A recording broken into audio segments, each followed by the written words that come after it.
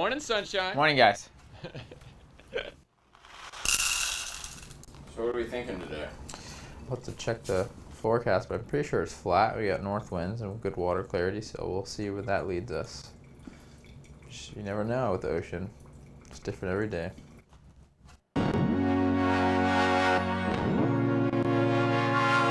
My name is Jonah Allen, and I'm a photographic artist.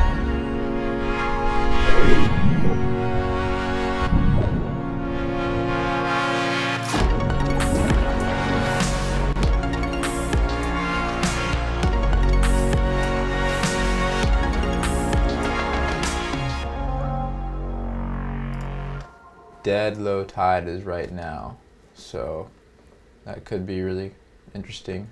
It's gonna be first light soon, so let's get out there.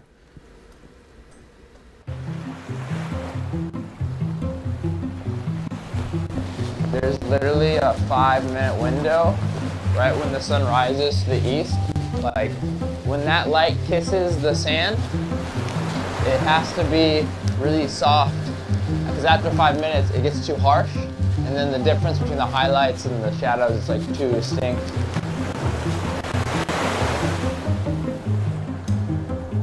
I normally know I get in the water when the waves are a little bit bigger, but the water clarity is so pretty that we're just gonna get out there and see what we can find.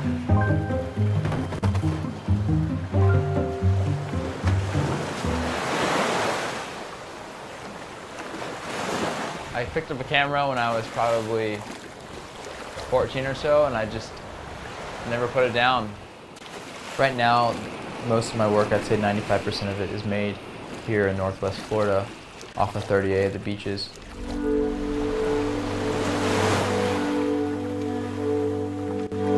Not only is it absolutely beautiful, I mean, there's all this water around to be explored, but my favorite is where we're sitting right now, and these are called coastal dune lakes. Biologically, they're very rare and they're imperiled, so they're just these incredible, really biodiverse ecosystems. This outfall or this outflow, they change every day and they change on an hourly basis. You could come back here tomorrow, it could be closed, or it could look entirely different. And so I love how dynamic they are because they always keep me coming back. It's a photographer's dream.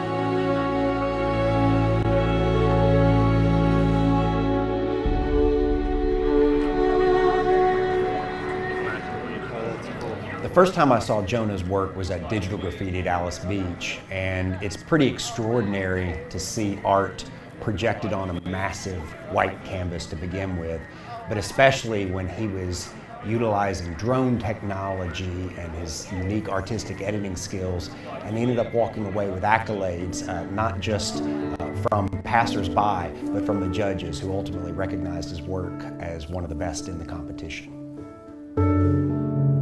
I have 3 main series of works, which are waterworks of waves, aerial photographs shot from a helicopter, and lastly, abstract sand patterns shot from the sand.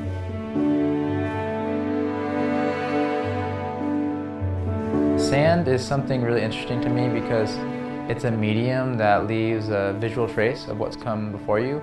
So like every time you look at the sand, you can almost see a little bit into the past because you can see the imprints from the night before, the tide, the wind. You can see people's footprints.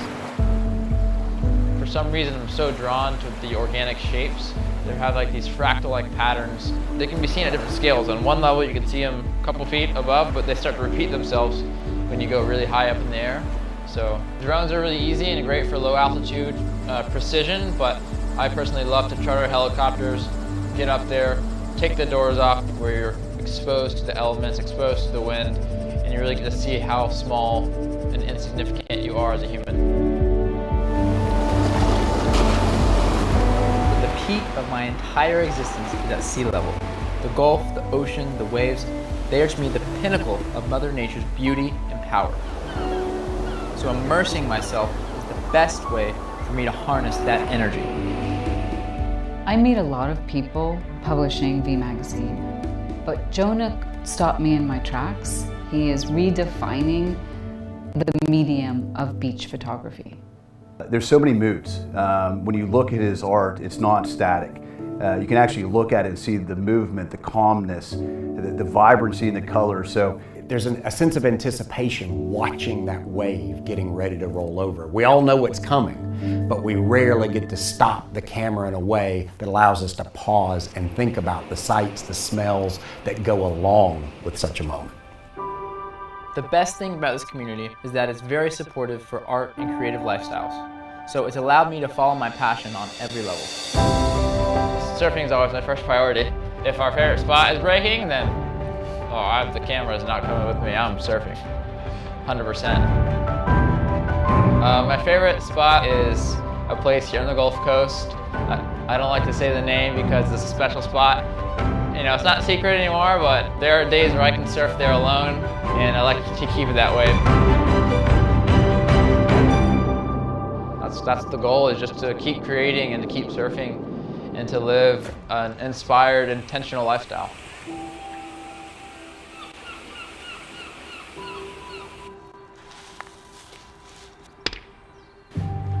So the next step of my career is opening my own studio. And I'm really excited to share my work in such a tangible way. Hey guys, thank you guys so much for coming, I really appreciate it. And yet, it's still just the beginning of my journey, which is exactly why I chose this path. First and foremost, it's the willingness to show up, the determination, and I just haven't given up. I think what really makes Jonah unique is that he's passionate. He's passionate about our community, he's passionate about the subject matter. He's taking us into the moment, not to the place as much as the moment. He's young, he's intentional, he's focused, and he is so darn good.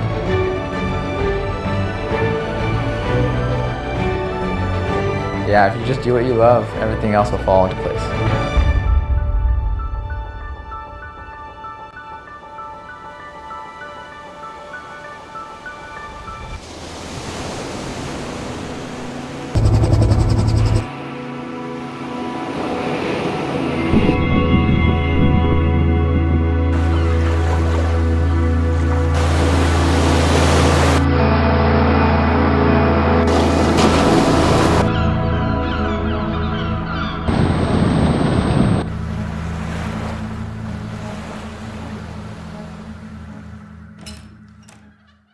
Morning, sunshine. Morning, guys. So what are we thinking today? We'll have to check the forecast, but I'm pretty sure it's flat. We got north winds and good water clarity, so we'll see where that leads us. You never know. All right. Well, great intro video there, Jonah. That got me even a little bit fired up. Andrea, will you let people in as I get things teed up? I made you a co-host. If you could help me with that, that'd be wonderful.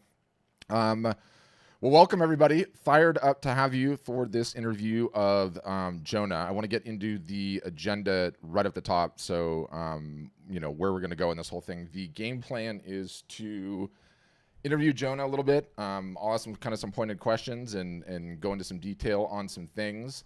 And then after that, we'll go right into Q&A where you guys can ask, Jonah any questions that you might have. He's got really just an incredible story, as we'll get into in a second. And then, then we'll do the Q&A. So I'm excited about that. And I'm excited about this being a new concept for us at Art Storefronts, right? We're a pretty heavy content marketing agency, and we get a ton of social media comments. And a recurring theme in the comments is always show me what artists you've made so incredibly successful. Where are the artists that are so successful? And I hate that premise, right? Because the premise implies that somehow you sign up for some service and magically you have a huge art business and you're massively successful. If you ever hear anyone promising that, it's snake oil run in the other direction. No service does that, right? And it underlies something that causes so many artists and photographers to fail, which is there's some sort of shortcut in this business to get where you are and to get where you can be successful, right? And at Art Storefronts, we're a business that we try to do everything that we can through our software, our education, our coaching, our support, our encouragement to help artists succeed, to give them every advantage we can to help them succeed, to try and be, the Yoda to the Luke Skywalker, a coach to an athlete, a parent to a son, right? Who that person becomes, how successful that artist becomes is completely up to them. It's their talents, their hard work, their determination, their creativity. And we feel we've succeeded as a business if we somehow help in that process in the slightest and get them going a little bit quicker in the direction of what they determine to be success for their business. And you know, what I realized though is you know, in starting this new series in which, you know, we're going to pull in some of the most successful customers that we have that are really, really growing incredible businesses, because I realize, like, you know, it's an amazing accomplishment to have a few of these artists and photographers as customers that are potentially in the top 1% of artists and photographers that are in the working world today. And the fact that Jonah got there as a 29-year-old is, you know, it's staggering. There's, you know, what I believe to be a ton that we can learn from Jonah, and, you know, again, the fact that he's achieved it at such a young age. And so the goal of this new series, both with Jonah today and then the artists and photographers that we're going to bring in the future, is really try to unpack some of the secrets of their success, find out how they've been able to achieve what they've been able to achieve, and then to have you guys leave with something that you can implement in your business. But, you know, I'm also super excited to offer up stories, you know, like Jonah's, to show what's truly possible, to show what's truly able to be achieved as an artist or a photographer. And it's so much better to hear it out of their mouths, you know, rather than from us, the company. And, you know, I'm acutely aware of like how hard this business is to make it, right? Like, you know, it's really, really difficult to get going in this business, and hope goes a long way, right? Like, you guys are all solopreneurs dealing with the ups and downs of the constant marketing and trying to make it in this business. And so I think my hope is that, you know, hearing from Jonah, how he's done it, how hard he's worked, what's worked for him, and then your questions will leave everybody with hope after the fact. So I'm really excited about this series, and you guys will get emails. You'll see us on Instagram. You'll be talking about all the ones coming up. So that's the game plan. On that note, let me introduce Jonah as a final. We're recording this session. It's streaming. We're going to send it to everybody that signed up for this. So for some reason you have to go, I totally understand that. All good. We'll send everybody a copy after the fact, as well as any links that we end up bringing out or talking about, or anything that Jonah throws out there, and all of that. So on that note, Jonah, you ready to roll? Let's rock and roll. I'm stoked to be here. Awesome. Now, I played your intro video up front because I thought that was cool, and I wanted everyone to see it. But let's assume that no one saw it because we had so many people that joined late. So I figure I want to start with sort of the origin story. You know, and I know you pretty well, but there's a ton I don't know either. So I'm going to ask some pointed questions. I'm going to do my best Barbara Walters impersonation, try and hit you with some curveballs that you didn't see coming. I want to touch particularly on some of the things that I think that you do well, just intuitively, and how you figured that out, what that happened. I want to talk about how you got into that hotel and that process, because that is like a massive dream for everyone. Then I want to talk about, you know, the I don't want to say a bad, ballsy decision to, at your age, commit to a brand new retail facility where you did in that town, which is crazy. And then the one before it, because I think those are important steps too. So that's the ball game. Throughout the session, you guys, feel free to avail yourselves of the chat, both to throw questions in that we might deal with in real time. I want to make this laid back, fun, interactive, like we usually do them. So Jonah can answer those directly. And then, like I said, we'll go about 2 hours, try to do some interviews, see where it goes, and then into the Q&A, and you guys ask questions to Jonah directly. So start with the origin story. Where'd you grow up? Were there artists in the family? When did you pick up the camera? You know, all that kind of stuff.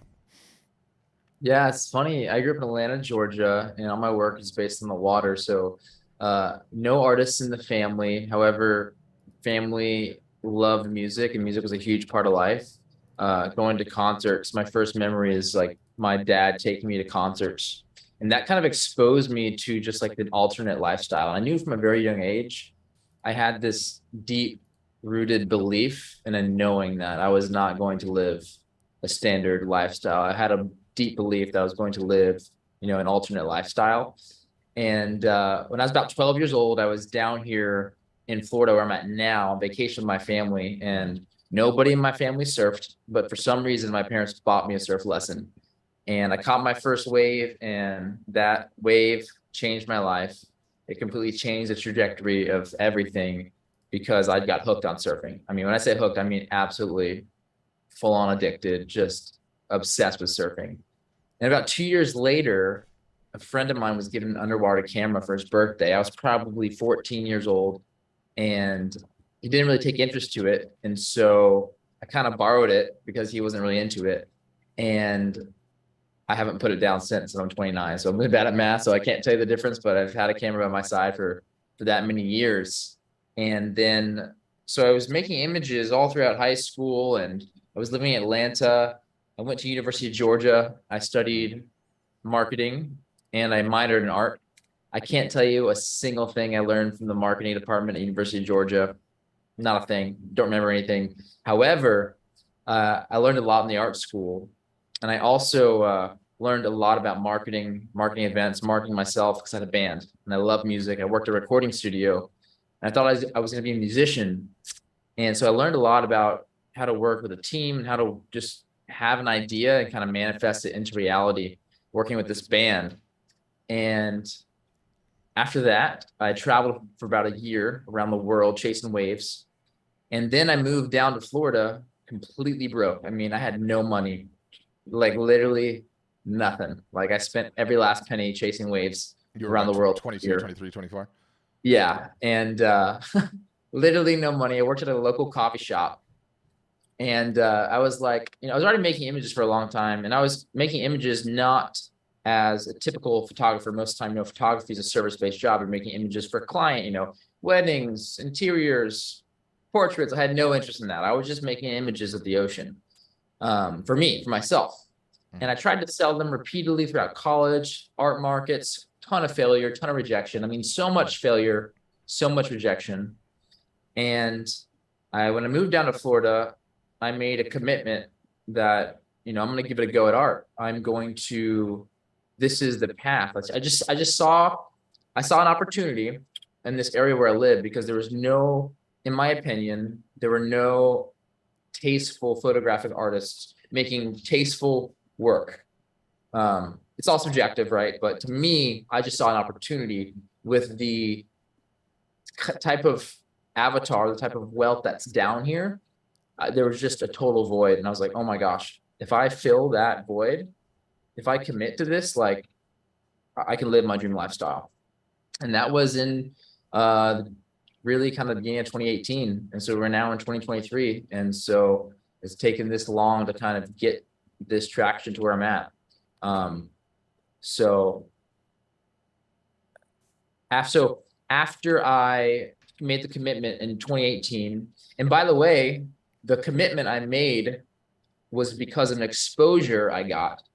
And in my life, the word exposure is really important, because what you get exposed on, you don't know what you don't know until you get exposed, whether that's education, mentors, just different ways of being. And I got exposed to the art marketing podcast from Art Storefronts. I heard Patrick's voice on the art marketing podcast. I was just listening to, this was before podcasts were, this is before COVID, before there are a bajillion podcasts, but I was listening to the art marketing podcast relentlessly while making my artwork after working 6 hours at the coffee shop. After 6 hours at the coffee shop, I'd come home, I'd put that podcast on, and I was literally making my art, like not just taking the photos, but I mean like making the frames, doing the actual production of the artwork. And then I signed up for Art Storefront somewhere in 2018. And that was the exposure that led me to the marketing and sales journey I've been on, which has then led me to where I'm at now. And so from 2018 to 2023, I've worked my butt off, really continuing my education through marketing, through sales, through a lot of different things. But really the catalyst was Art Storefronts. I will take that praise gladly. I want to drill into where you are in Florida, because most people don't understand. Give us a little bit of the backdrop of where you are in Florida, and then what it's like, and the reputation up and coming city, because I think it's an important part of the narrative. Yeah, it is. It's a variable that's part of the equation. Yeah, I'm kind of in the last frontier of Florida, so in between Destin and Panama City, in the Panhandle, so kind of northwest Florida.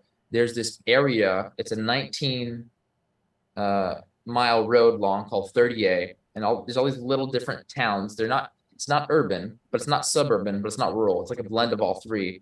and it's become the vacation hub of the Southeast, of the wealthiest people in the Southeast, and people are moving down here like flocks because it's like literally the second fastest growing county in Florida behind the one of Disney World, like year after year. And so the development is just rampant. So that's definitely a variable that has played into art sales. Yeah, so it's exploded in the time that you've been there. Your timing, I think, in that it was really, really important. So to hit you with the Barbara Walters, okay, because I want to, and I think it'll be funny. If you had to pick one reason alone, while you have such a successful art business, what would it be? I'm gonna give you two reasons, actually. One's gonna be internal, one's gonna be external. Internally, under my control, I think, and this would be the number one answer. If I just had one answer, it'd be this one, but it would be a commitment. I made a commitment when I started in 2018. Like when I say started in 2018, I was already making images for 10 years, but really started trying to sell my art in 2018, like full time. I made a commitment that I'm going to give this my best go. I'm not going to have a fallback. There's going to be nothing to fall back on. And this is going to be my career. And I made that commitment. And I think that's really the first step to be successful at anything. You really have to commit. So I made a commitment to not really give up, just to go until eternity, really. Yeah. The second one is, I would say literally like out of my control, just luck, like location, like being here in the midst of a blooming, developing town.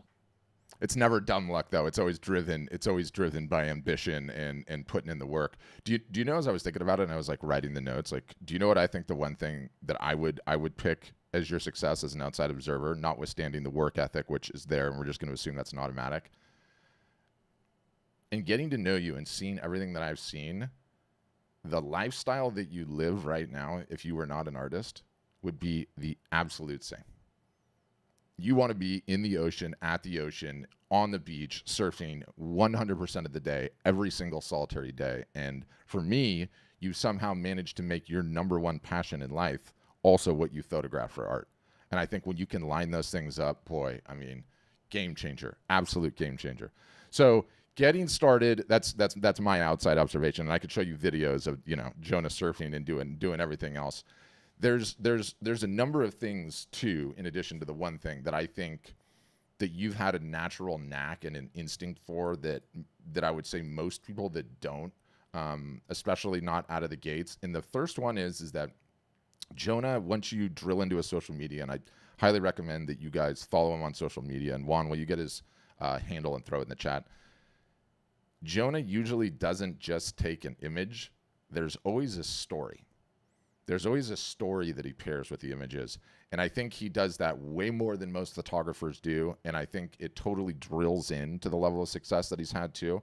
I would love to get your 2 cents on how you approach story and storytelling to tee up the narrative of your images, where they come from, why they're important, why they're important to you. Yeah.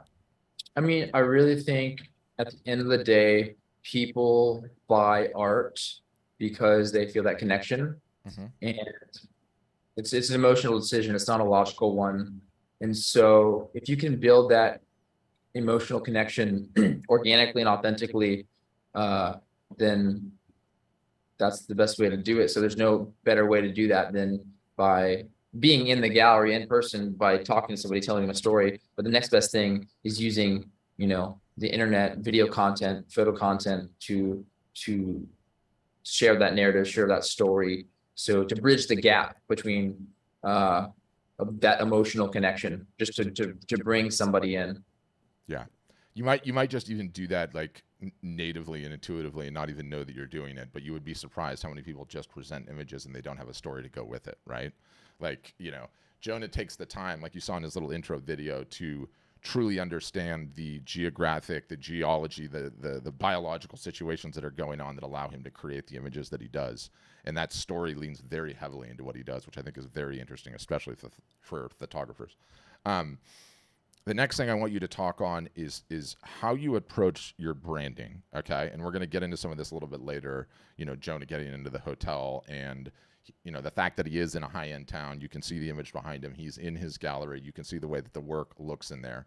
But you're very intentional about how you present your work on your social media sites, about how it ends up and looks on the walls of your customers. And I want to hear your approach to that. Yeah, so when I first started, I had this belief. I'm not sure where I got it from. I saw the vision of, I saw an opportunity, and I really wanted to price my work in, I mean, it's everything's, you know, perspective, but at that time I wanted to price my work high. And in order to have the, what's the word I'm looking for? And just in order to price the work high, in order for someone to see the value in it, there has to be more than just the image. There has to be more beneath the surface. There has to be story. There has to be a lot to support that value.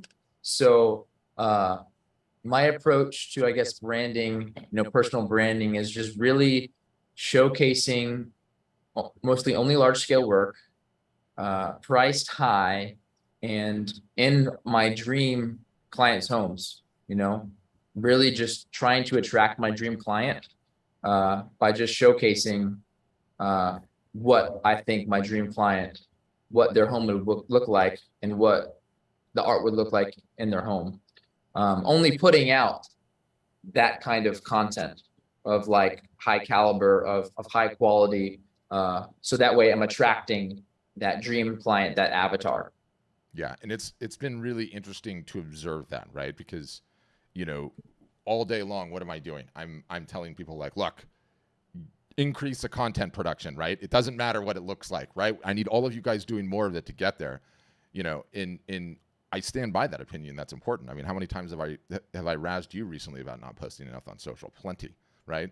But Jonah has taken a different tact in the sense that, great question, Gary. We're going to get to that. In the sense that he does not let it out the front door unless it matches his brand guidelines and his archetype and what he wants his work to look like. And your situation, again, is unique because right now you have an utter, total, and complete geographic business for people that love vacationing in a spot that is very high-end, with very high-end real estate that is booming, right?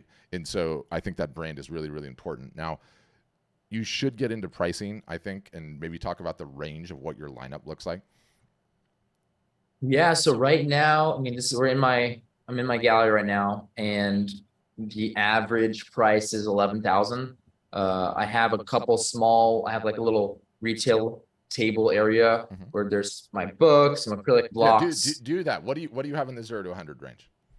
Acrylic blocks, stationery, my book, and then I have some small pieces of art. But really, everything else in the gallery kind of starts at about 5,000. It goes to like 16, 18, 20. But I'd say my average sale is about $11,000. Actually, I couldn't tell you. If I just looked at the average sale from the last 4 months, I bet it'd be higher. I bet it'd be like closer to probably like $14,000 or $15,000. What did you start out as at like 18, 19, 20? Do you remember? Oh, I mean, I was pricing my work I remember, I'll never forget it. I remember I sent an invoice, my first big invoice for $6,000. It was like for 6 pieces.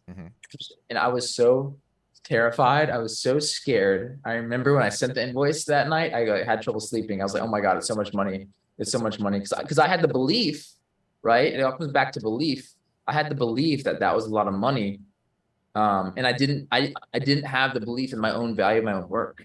You know, I think like for me, the foundation of everything is belief, right? Our beliefs, you know, make our thoughts, which create our actions, which create our habits. Our habits create our reality, which, you know, determines our destiny. And so like belief is the foundation for everything. So, you know, I guess understanding what your limiting beliefs are, what my limiting beliefs were, and kind of kind of trying to shatter those, peel back the onion one layer at a time. And I still have limiting beliefs right now, you know, it's like, I have a, like, you know, so I talk about, I know I'm kind of getting off track here, but like belief is like the foundation for everything for me. So tying this back to what we were talking about, brand and pricing, when I started out, I had the belief that I wanted to price my work high because that's what I just saw. I just saw it'd be so much easier to build a business if the work is priced high because you have so much more margin to work with.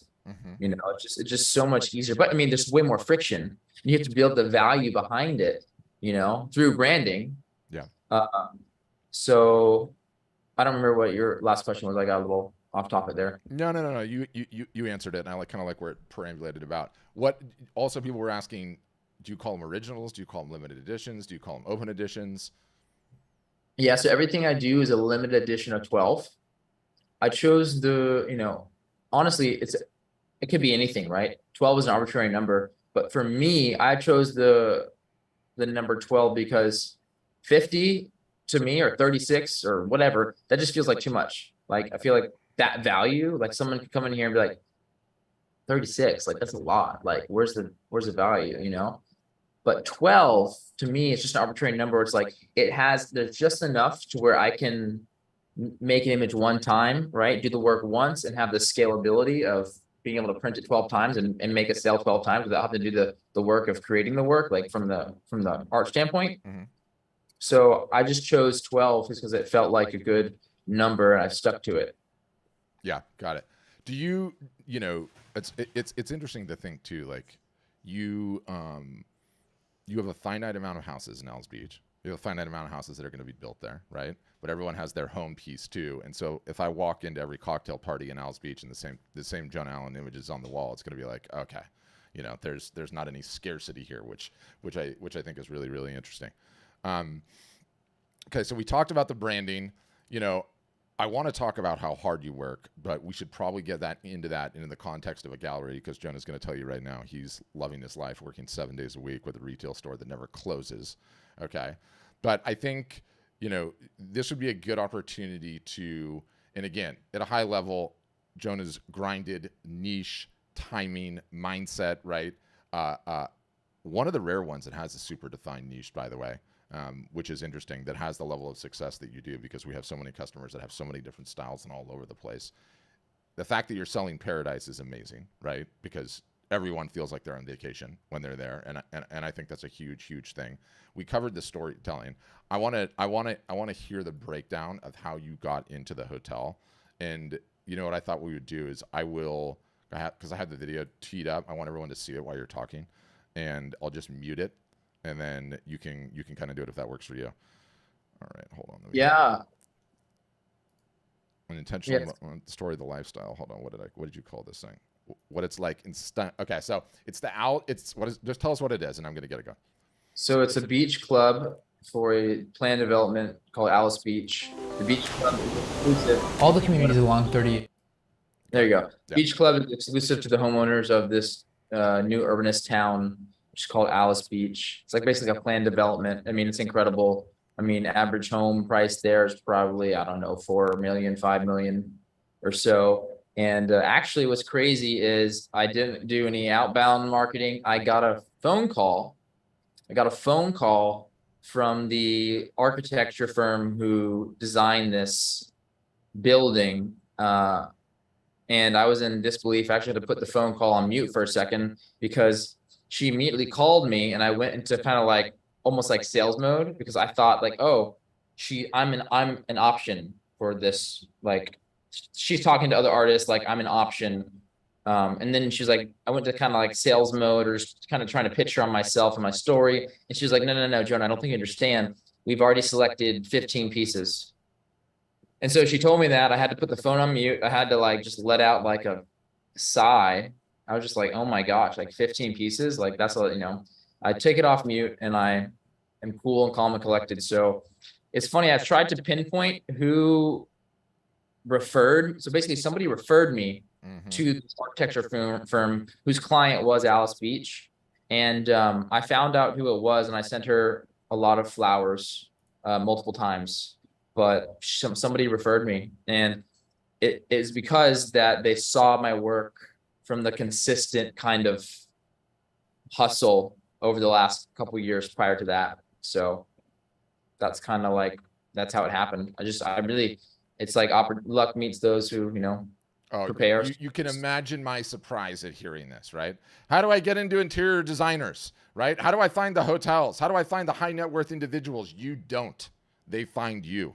They find you. And you know how they find you? Regular and consistent marketing. Every time I hear a story of someone getting the huge interior design order, or getting into a hotel, or any of the rest of the things, they always find you, which is just a crazy thing to talk about.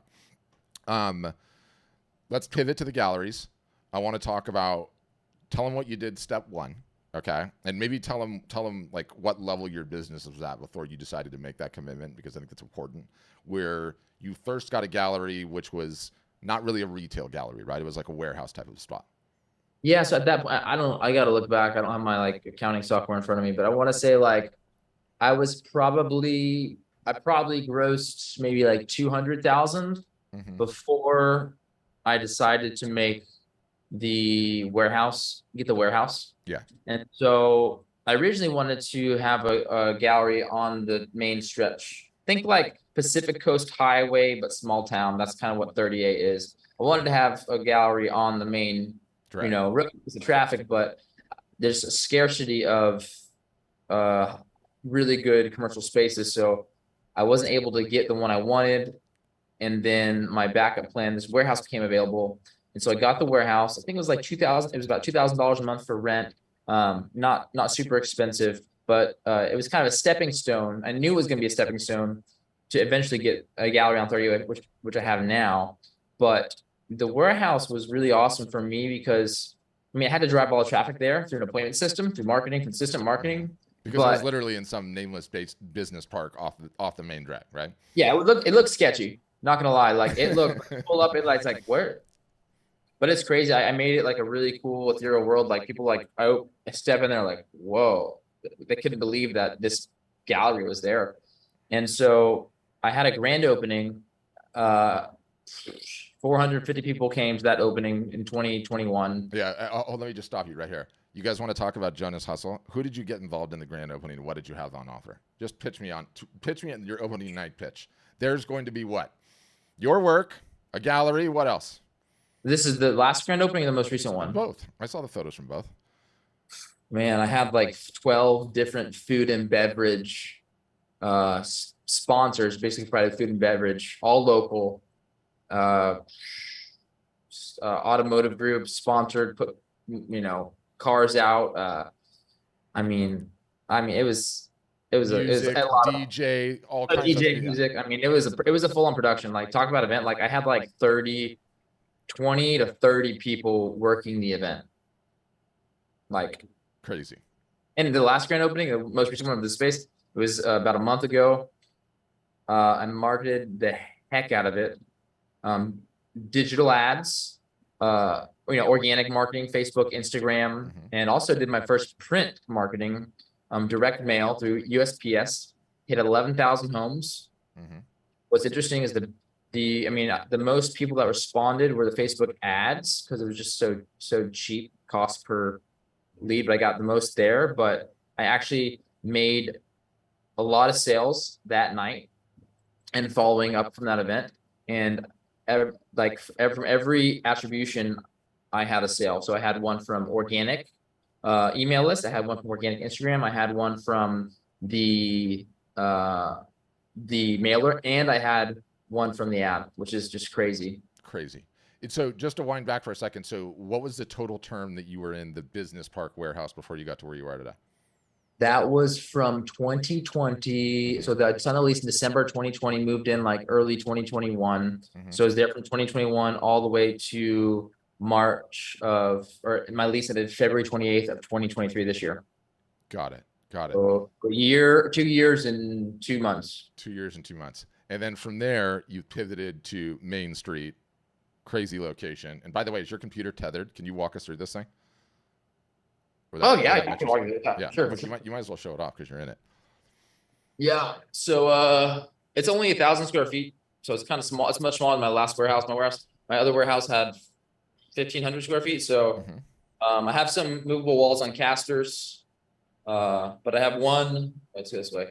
It's inverse. Yeah. One wall of continuous work, big work, and then kind of this movable wall, 2 walls together, and then a little couch seating area, and then some more work here, little book pedestal right here, and then my little desk and little retail land here.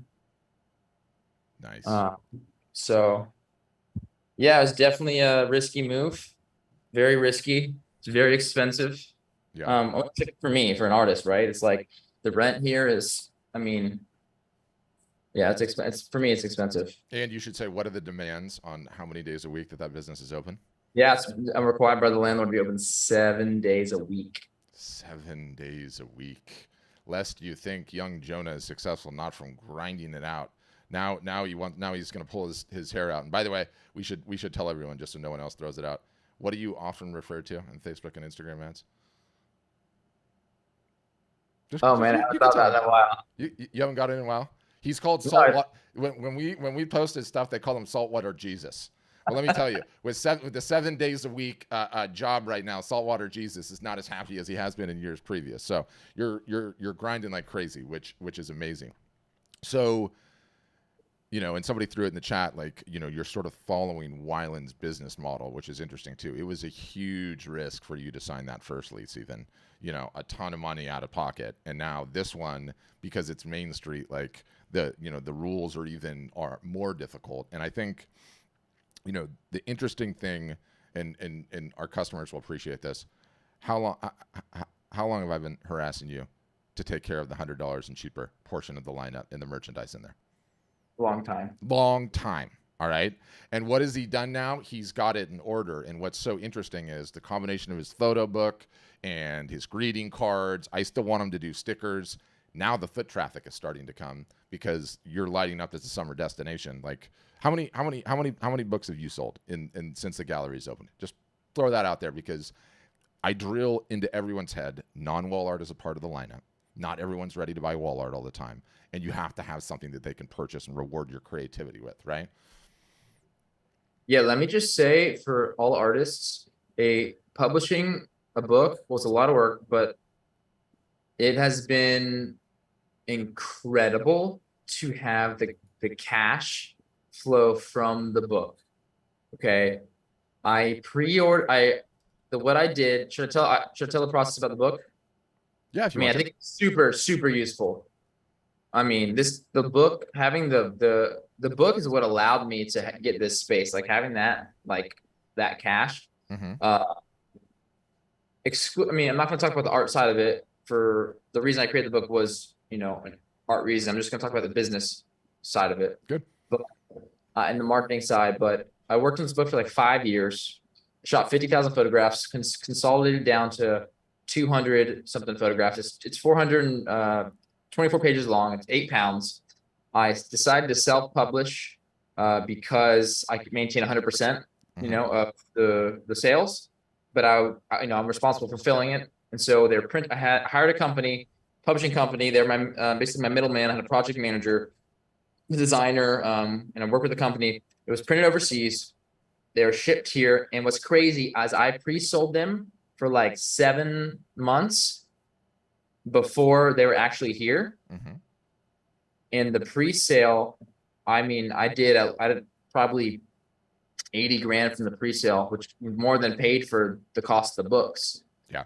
And you should say, what size is your list? Oh, it's not very big. It's 9,000 people. Yep. And you have roughly the same on Instagram, which is, which is crazy. Like one of the things that I'm blown away by is, especially with the few that are as successful as you, is that everybody has a different path and does things a little bit differently. There's like no thing that's like 100% consistent, like we have customers that are at your level that, have 350,000 followers on Instagram. And then you've got Jonah here, with 9,000. Like, it's not a huge part of his business, which is why I keep harassing him to increase his content production, because I believe it can be, right? And it's still a really, really potential important part. But it's crazy. Huh. the number one marketing attribution from the book sales is Instagram. Yeah. Hear that? Why Instagram is the most important profile to be marketing your work on, right? And why having a sub $100 price point. But you did really well with the calendars too, right? Yeah, maybe like $10,000 in calendars, maybe. Yeah, which is crazy for a first run. So I think you're proving out the merged portion of things, quite a bit recently. Heck of a journey so far. Insane that you are where you are at 29. Still have a ton of work to do. Excited to see where your career is going to go. Not excited to pay the fresh orchid bill in your gallery because it looks like you probably have to replace those quite often. But that aside, I think, unless you have anything else you want to rant on, I think we open it up to questions. Yeah, well, I already kind of touched on it, but I think one of the most helpful things for anybody, no matter what you're doing, is really like sitting with yourself and just really questioning, like, man, it's a great quote. I can't remember what it is. I'd say it, but it's about beliefs. But it's like basically like we don't think to question our deep beliefs. And I would just encourage all the artists here to really sit down with yourself maybe take some time, think about it for like a week, but really kind of write out all what your beliefs about your art business are, about your own art, about yourself, and start to compile a list of core beliefs. And then, a week later, see what beliefs you want to keep. What do you want to, like, which ones are serving you, which ones are not serving you? Because like beliefs are like really the foundation for everything. But yeah, I think that's like, for me, like that has been really helpful. Another thing too, there's a book that has really profound impact on me, which is what the concept of the book is something that Patrick and Nick teach, and everybody in Art Storefront's team teaches every day. And the book is called The Slight Edge by Jeff Olson. And the concept is every day we make decisions, right? And our decisions compound over time. They're going to compound either positively or they're going to compound negatively. And this is in all areas of our life: our health, our relationships, our finances, our careers, our personal development, our spirituality, our faith. And if you want to have exponential results, which only 5% of the population has, quote unquote success, then you have to make simple daily disciplines that are easy to do, but they're also easy not to do, right? Making those simple daily disciplines, they compound over time. And that for me has been like a really profound book and is what's led to this, this kind of growth.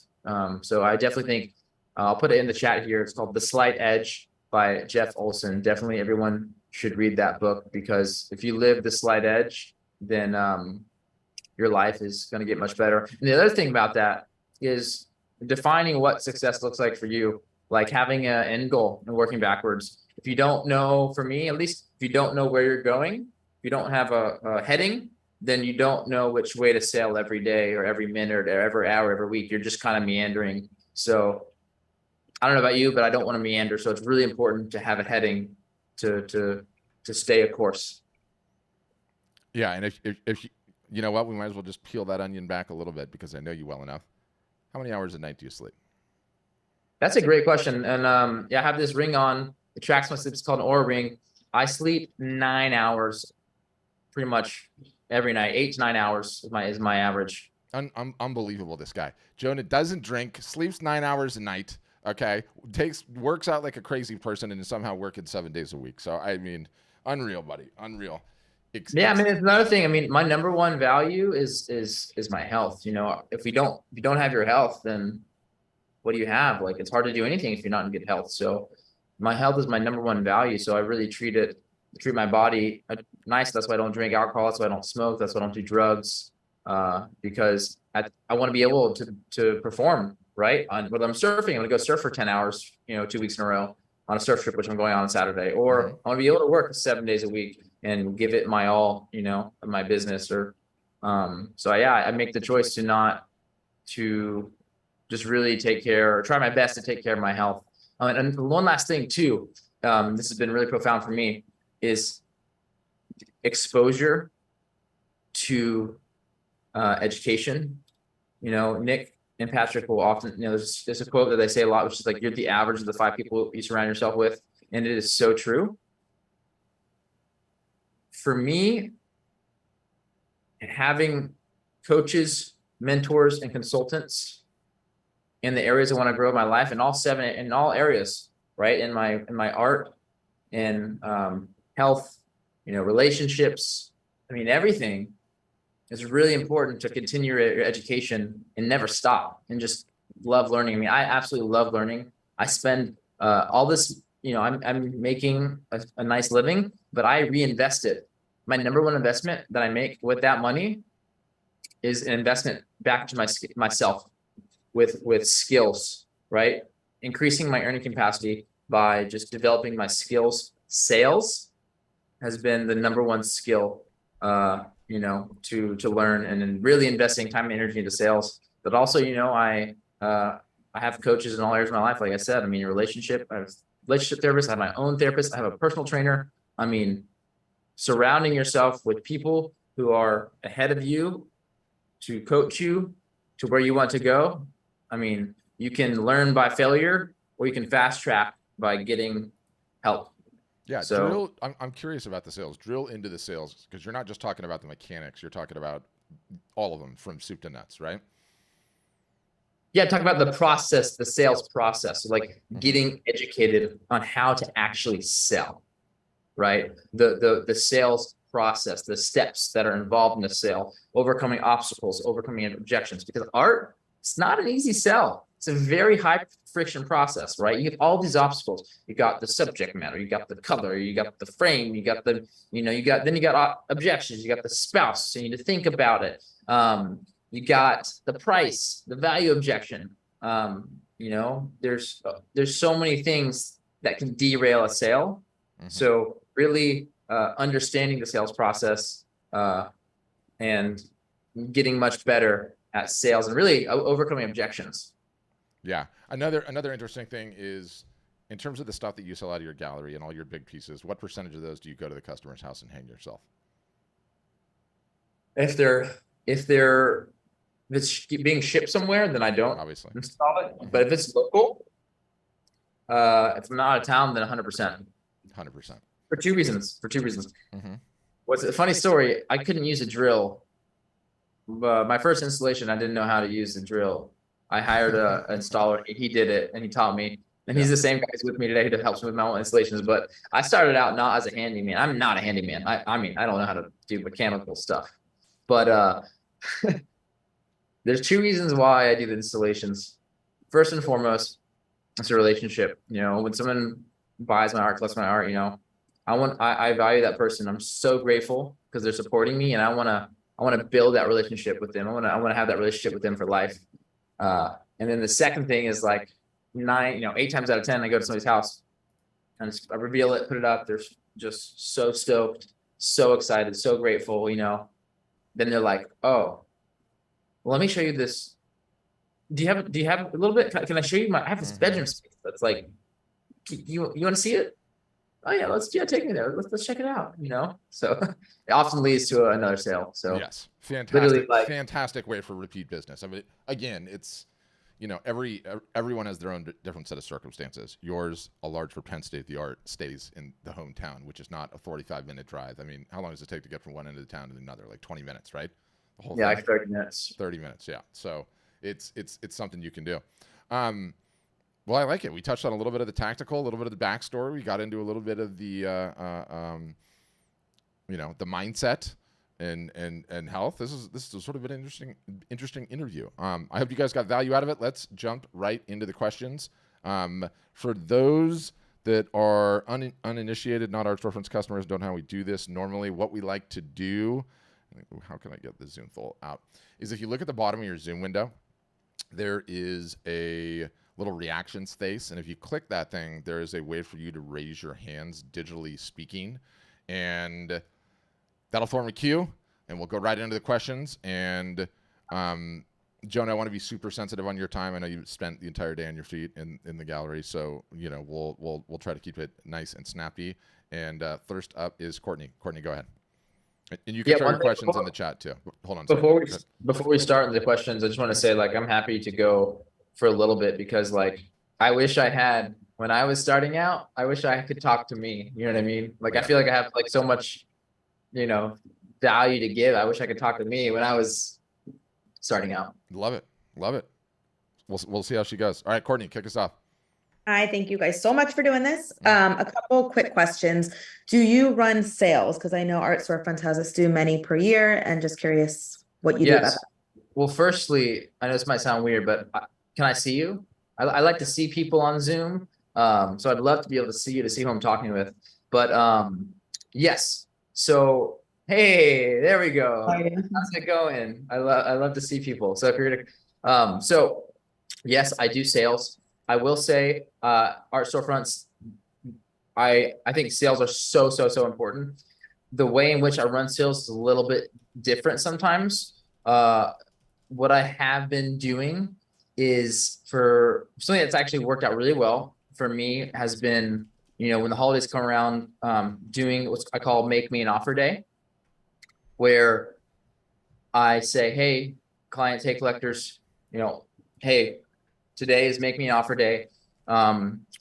It's 1 day only or 2 days only, giving, scarcity and urgency, and encouraging them to reach out to me to make me an offer. Because what I have found for me, the number one, the best thing I can do is to have a one-on-one conversation with a prospect or somebody who's interested in them. So if I can encourage one-on-one conversation any way I can, like, that's my goal. And so that kind of tactic or method has been working really well for me. So is it like you just say, here's all of my images, let me know which one and what your offer is, or is it like on select images? No, I kind of leave it open to them to say, hey, whatever piece you're interested in, make me an offer on it. And but no, I've definitely done all the sales. I've done all the playbooks. They've been super important. I just, when I moved from my gallery to my new warehouse to my new gallery, I did basically a moving sale. The moving sale, the I forget what it's called in the Art Storefront platform, but I did that, and I think sales are so important, and just getting the reps and the sets in. I mean, being able to execute on a marketing campaign, there's no better way than to learn than doing the playbooks that they have laid out, because once you can get really good at those, you can, it's literally it's the most important thing you can do is the marketing work. Like, literally, like right now, by the way, like right now, I spent like 5 years making a body of work. Like, I shot every day, twice a day for like 6 years. So I've made over, like, no joke, over 1 million photographs in the last like 7 years. So I built a big archive and I have a lot of work. But right now, my allocation of time is like 90% business and not marketing and business, 10% artwork. Yeah. It's a little bit inflated right now because of just the current situation I'm in. It'll even out to more art and less sales, but like, I think that is a good insight that, you really got to spend a lot of time marketing and selling your work, because it's literally like, there's nothing more important than marketing and selling your work, as long as you have really great work to sell. Do you, how often do you negotiate when somebody walks into the gallery and wants to buy a piece? Yeah, I mean, people want to negotiate all the time, it's part of the game. Part of the game. That's what I say all the time too. The fun part.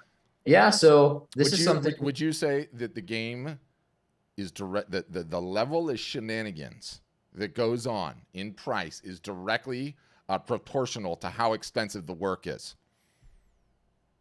I mean, it depends on the person. I've had people, I've had one sale is like, I've had over 40 grand sale. They didn't negotiate at all. Yeah, of course. I mean, I don't know percentage wise, but I'd say a significant amount of people want to negotiate, and a significant amount they don't. So I don't negotiate if I don't have to. The price is the price. But if someone does want to negotiate, I open the conversation. But I will say this is a valuable thing for me. Is what I do. If somebody wants, asks for a discount or, whatever, instead of saying, hey, I'm going to discount the work. Oh yeah, sure. Like, or hey, I'll give you this much, whatever, starting the negotiation process. I try to build value behind the work, and I kind of remove the discount off the table, so they're not even thinking about it. And so what that looks like is saying something like, hey, like, first thing, I just want you to know that, over the last 7 years that you see this, you're seeing 20 pieces in the gallery right now. And I spent the last 7 years making over 1 million photographs, and you're only seeing 20 here.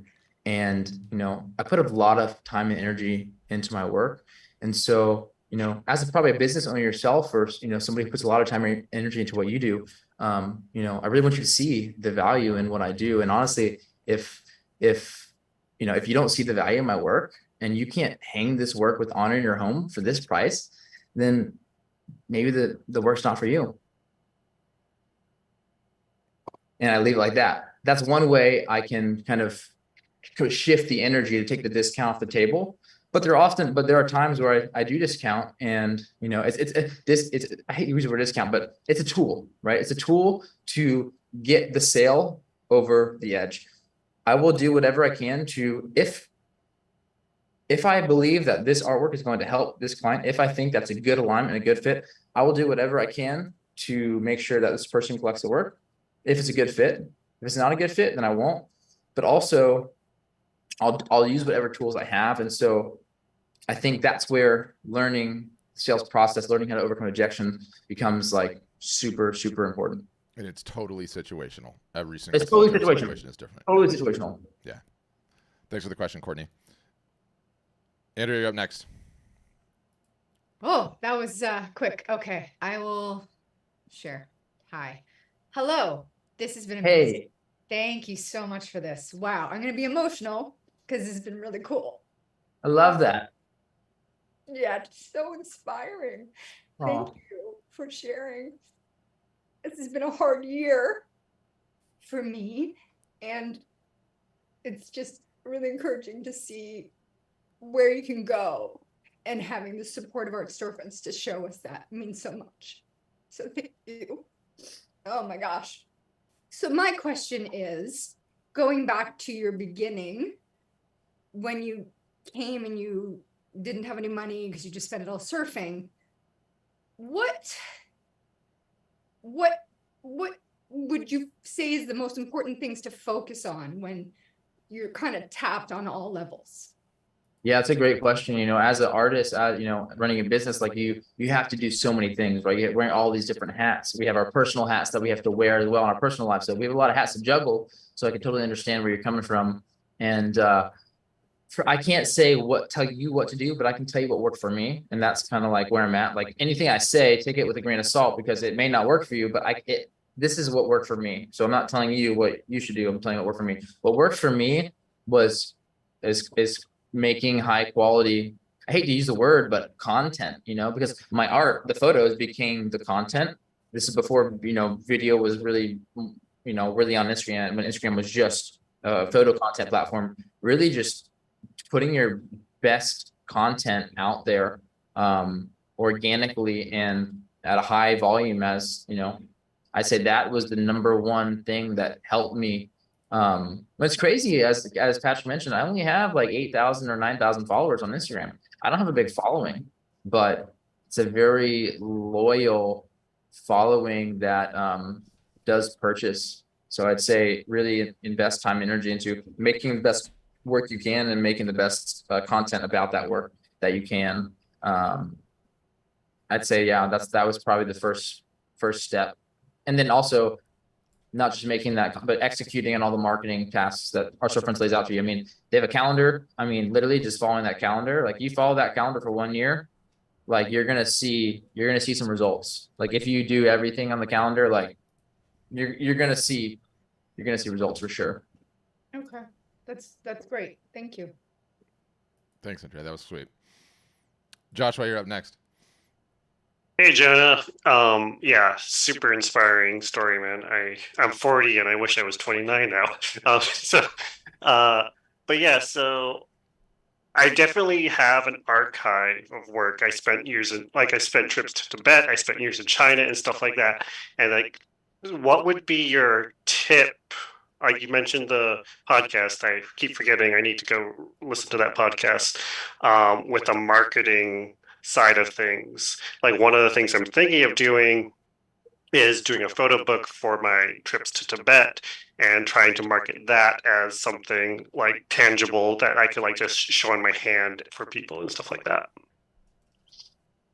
Yeah, I mean, like I said, I think the book idea is a really great product to have as an artist because it's a lower ticket item that a lot of people can buy, especially online.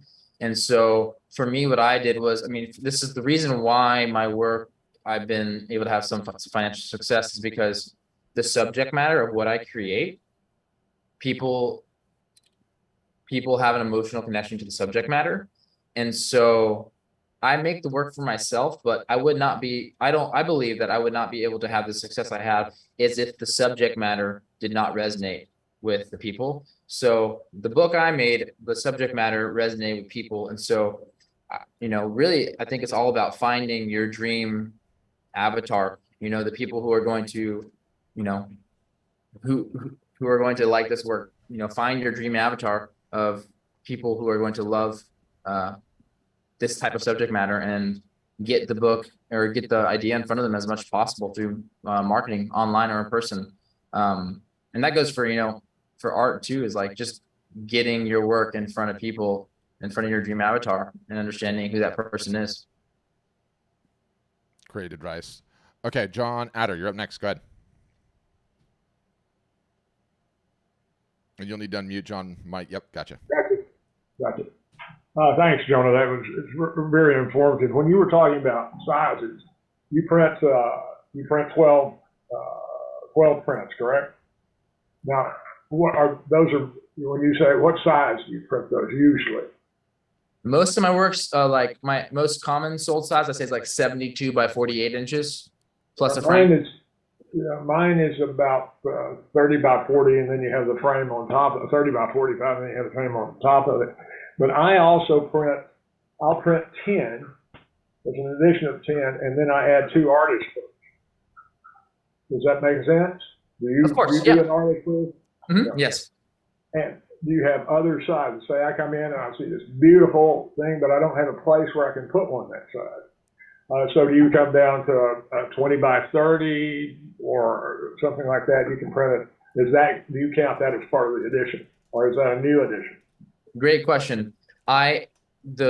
I'll do any size within the 12. So I do mostly made to order. I won't make all 12 in advance. I only make one at a time. And each subsequent edition is usually a custom size or the right size for that client.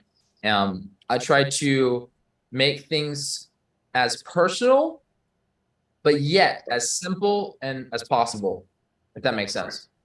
Right. And so, but in the one gallery where the woman had she said, as we sell one, the price of the next print in that edition goes up. Do you do that, or is that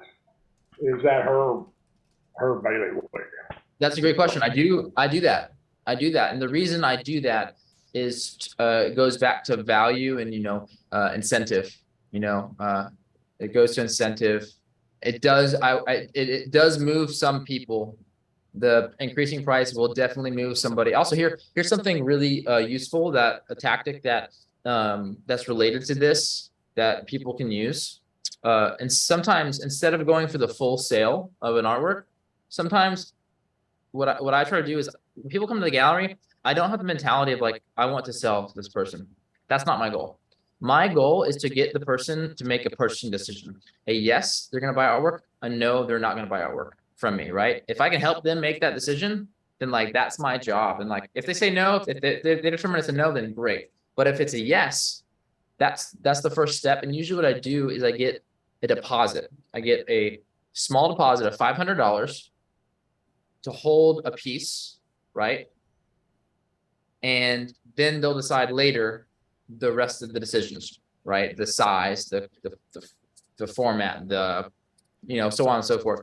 That's something that if you guys are in conversation, with a potential buyer and they give you some sort of, objection or oh, I don't know right now, you can say, hey, listen, this is one of one, or this is, whatever edition you're doing, this is an original piece of art. I can't control if someone comes and buys it. So if you really like it, I highly encourage you to put down a small deposit of just $500, and I will hold that piece, for X amount of time for you. Right. And then once you get the deposit, it's like the sale is basically closed. It's so much easier to get over the rest of the other obstacles or the objectives, which are, size, all the things. Love that strategy, by the way. What percentage of your sales would you say? 1 out of 10. Well, How many out of 10? I just started doing it, so I wouldn't say, I don't have a good you don't have enough data. Yeah, but I would say it's working very well. It's working very, very well right now, and I highly encourage that you guys do that. Yeah, amazing. Love that. Great questions. Okay, Thomas, you're up next. I'm going to try to keep everyone just to one short question rather than a bunch of follow-up stuff. I mute you. That's why I did that, just to keep things moving. Go ahead, Thomas.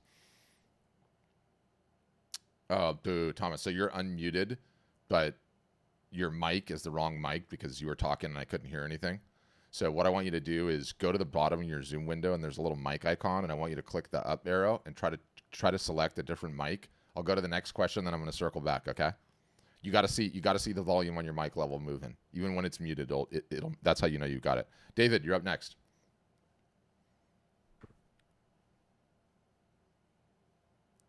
Hey, what's going on? What's up, Jonah? What's up, Patrick? What's up, David? Hey, David.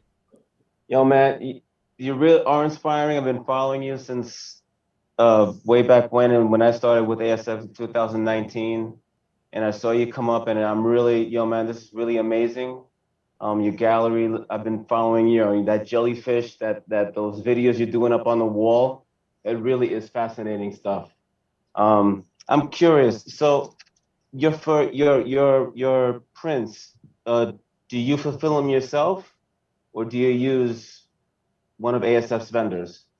That's a great question. So I actually, I was using the ASF vendors, but I am now using a different company because I do a lot of like really, really big stuff. I mean, like, 115 inches wide by, 64 inches tall or something like that. And so the vendors could not fulfill those large of pieces. So I work with a different company now, which, the only reason why I'm doing that is because of that, the size constraints. Right. So I think if for anybody else, I definitely recommend using the fulfillment vendors that are set up through our storefronts. I mean, it makes it so easy for you. I mean, like literally, absolutely. Like it's so much easier that way. No, yeah, no doubt about it.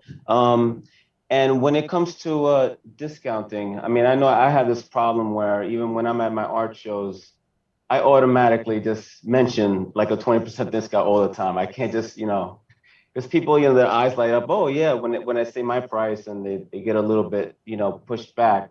I really got to learn how to just let them offer, like, do more the negotiation than me just throwing it in there. Yeah. So I definitely do. I think for me, at least, a discount, I use a discount when it like basically as an incentive. Like, so I won't never discount. I'll use a discount. If someone's going to buy one piece, they're thinking about a second piece, right? I'm going to give them incentive to get two to double the value of the sale, right? So I'm going to give them, hey, if you buy, this piece that's 11,000, you also buy this piece that's 12,000, I'm going to give you, I'll take $2,000 off, or whatever percent, 10%, 50% off. And use it as a tool, as an incentive to make a sale on the second piece. However, if somebody comes, so this is the price objection, right? So there's two kind of things with the price objection. They actually can't afford it, or they don't see the value in it. And there's two different ways to handle this. So whenever I get the price objection and they can't afford it, like just not in their budget, and I know it, and you get that information by probing, by asking questions and learning what questions to ask. But if I know that somebody cannot afford it and it's just out of their budget, right, I would still rather make a sale. So what I do is I downsell. So what I'll do is I'll say, you lean into the objection, so you say, hey, I totally understand, my work is expensive, I would have to think about it too, or just relate to them. Because when someone gives you an objection of like price, hey, that's too expensive, they're going to have a wall up. right? They're literally putting a wall. Yeah. But I can't afford it, right? So you gotta break that wall down by leaning into the objection and agreeing with it, right? And then that'll de-arm them. Once they're de-armed, then what I'll usually do is I'll say, well, listen, this piece, this piece I have right here, it's 11,000, and I'm sorry, I'm not willing to sell for any less. Like, the price is the price. However, I do have another piece that's similar. It's a bit smaller size. I think you'd really like it. Would you like to check it out? Would you like to see it? Would you be interested in seeing that? Yes. Oh, before I do that, I actually messed this up. The first step is after you, so the first step is to de-arm them by leading to objections, saying, hey, I agree with you, my price is expensive. I would have to think about it as well. Whenever I'm buying art, I want to make sure it's within my price point too. So leaning to objection. Second step is, hey, if you don't mind me asking, what was the budget you had in mind for your art? Mm-hmm. Then they're going to give you information. They're going to tell you, hey, my budget is $6,000. Say, okay, well, the piece I have here, like, it's $11,000. So I understand it's not within your budget. I'm not willing to come in that, like, the price is the price, and kind of build the value in that, and then shift them to another piece. Like, hey, basically say, hey, there's a piece I have that's maybe looks similar, or just kind of, and then sell them on that piece. Maybe the same subject matter, similar style, just a smaller size. So you're not devaluing your work by offering a discount. You're taking that offer off the table and you're downselling them on something that's within their budget. Got you. And just one more thing. I've been doing photography for 8 years and been selling for the last 7. And I've never offered limited editions at all. Everything's open edition.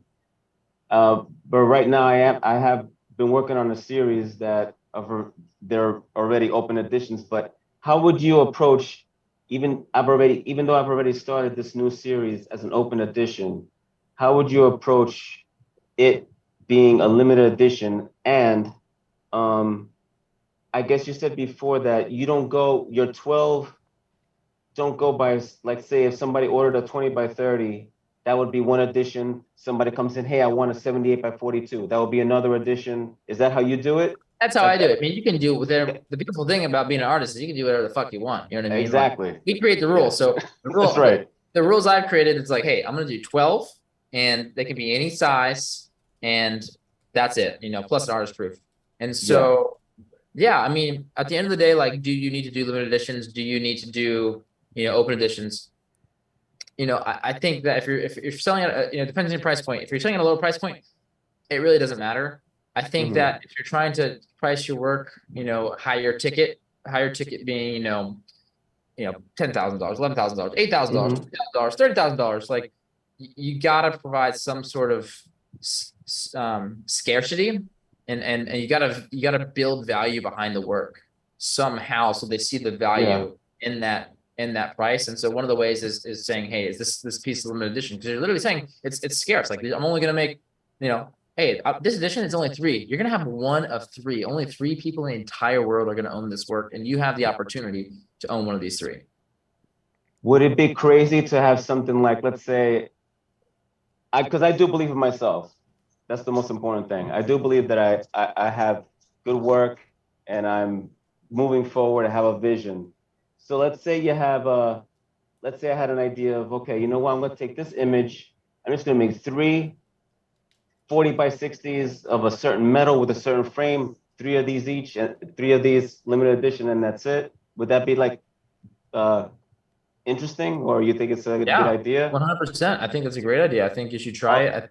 You should market along with my open editions. Yeah, but price the limited editions higher because of course, they're valuable. They're more scarce. And try to communicate that scarcity and that value in your marketing to people. If you're having one-on-one conversations with people on the phone, in person, messaging, Instagram. And also, by the way, everybody, like, my preferred method of selling, of interacting with people is in person, right? That's why I have a gallery. But if I can't, be in person, the next best thing is a Zoom, right? Having an appointment scheduled. Someone can book an appointment. So I have an appointment software. It's called Calendly. And I'll tell you this, like, having an appointment system as an artist, like this actually has been one of the biggest game changers, because when you have an appointment system, it's going to make you value your time. It's also going to make the lead, the prospect, or the client value your time, because they see that you value your time. So having an appointment system has been really important for me. Yeah. And so what my sales process is, if I get an inbound lead from online or in person, I'm going to tell you guys my full sales process right now. I think that'd be really helpful. Love it. For artists. Yeah. I get an inbound lead, right? If I can, I want to, and if they don't know what they want, then I want to have an appointment with them. I want to drive them to my Calendly link to have an in-person gallery appointment or a virtual appointment via Zoom. Most of you guys will have a virtual appointment. Have the virtual appointment. And really in that appointment, you're trying to find out what the person wants, what they like, why. And before the appointment, have them send you photos of their space. Have them send photos of their space with measurements that they're thinking about placing art, and have them send a couple pieces they like. Then during the appointment, you can present to them some renderings. You can digitally put, your piece of art in their home space. I use Photoshop. You can use different softwares. And so you visually are going to show them what that piece of art is going to look like in their home without you having to lift a finger, without you having to order the artwork, without having to waste time and energy. And so that has been huge. Having the appointment system process and having the rendering process for inbound leads is really, really huge. Sorry, I got a little off track there, but like that, I'm telling you guys, like that shift when I started doing an appointment system, I mean, it changed the perception of value, because these people saw, oh, this isn't some just artist who like flies by the seat of his pants and that just kind of operates, like this is somebody who values their time and is a professional. Yeah. And how which elevates the value of your work. If somebody looks at you and sees you as professional and sees you as, valuing your time, that's building the value behind your artwork, because, we produce the artwork. And for most of you guys, you don't even need any software to do it. Like send an email and say, I would love to get on a Zoom. Jonah loves automating his whole life. Yeah, we use it too sometimes, Linda, but how many Zoom sessions do I run a week? A lot. There's a reason. This form of communication is the next best and the next most efficient to in-person, face-to-face. It just is.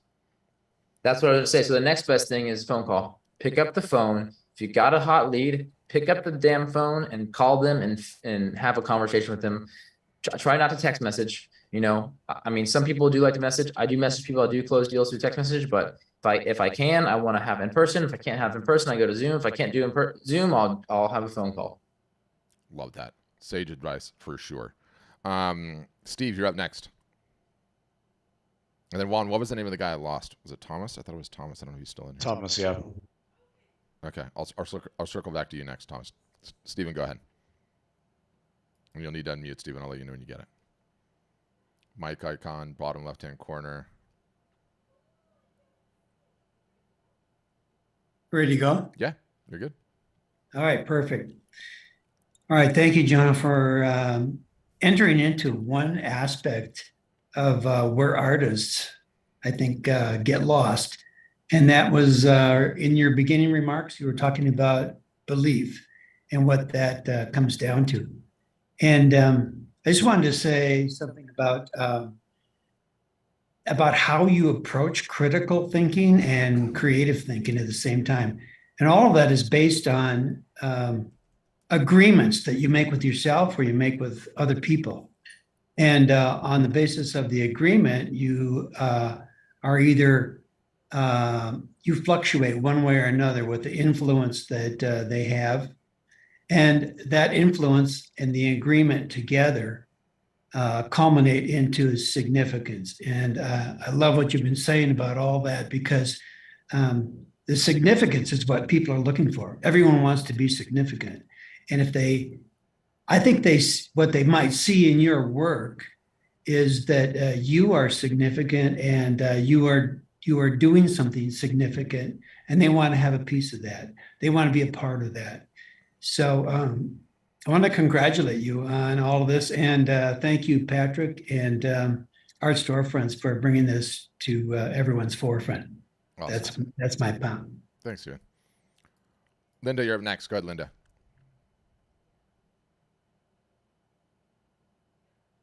I am here. Yep, Okay. I got you. So, Jonah, thank you so much for being here. Patrick, thank you so much, as always, for putting it together. Jonah, your work is gorgeous.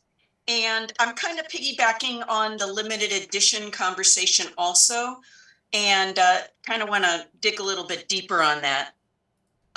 It says, looks like you're done talking, so we'll lower your hand. Oh, I'm not done talking. It just got started. Anyway. Zoom does that. Zoom does that automatically now. It's super annoying. So okay, never mind. Were you all, this thing with the limited edition of 12, Jonah, I don't see you. I only see myself. So I don't know if this is whatever I've done. I'm not tired of looking at myself. He can hear you. It's just, Okay, does good. speaker, it's speaker version. Yeah. Okay. So,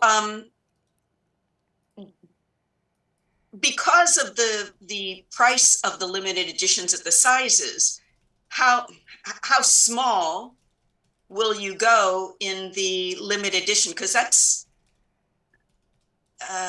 there's a lot of gray area between a book and a print. And if there's only 12 images, only 12 prints in a limited edition of one image.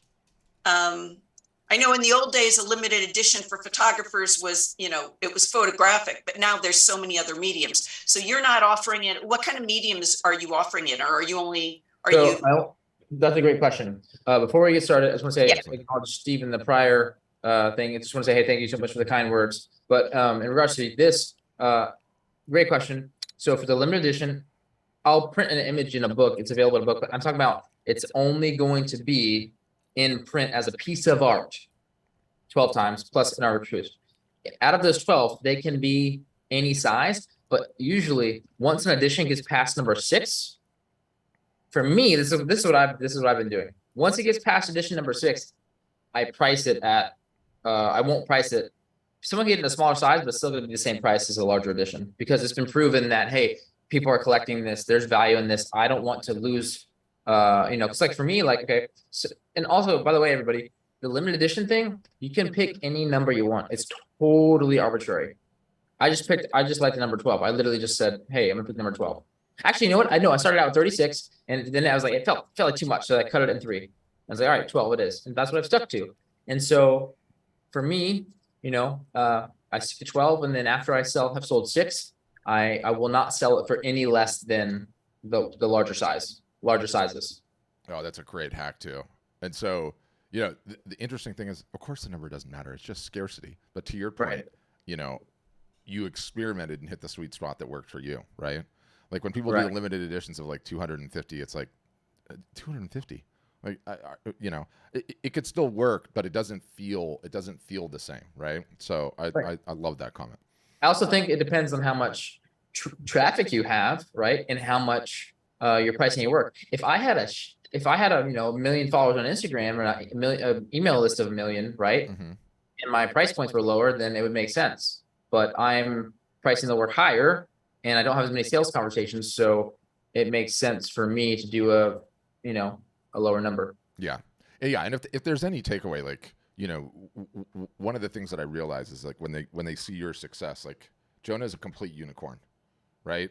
Like utter, total, and complete unicorn. So there's a ton of rules that apply to him that just doesn't apply to everyone else. So you kind of have to wade through those waters on your own. And it's important to say, right? Like, somebody was asking me in the chat, like, can ASF integrate with Calendly? And it's like, yeah, we could, or we could write our own Calendly software, but you have to drive the demand first to actually do it. And so don't let anything get in the way of emailing someone and say, would you like to jump on a Zoom, right? Which is exactly what you did before you integrated with Calendly. Like, can we get on a Zoom call? I can show you some things, right? You want me to show you some pieces? So, yeah.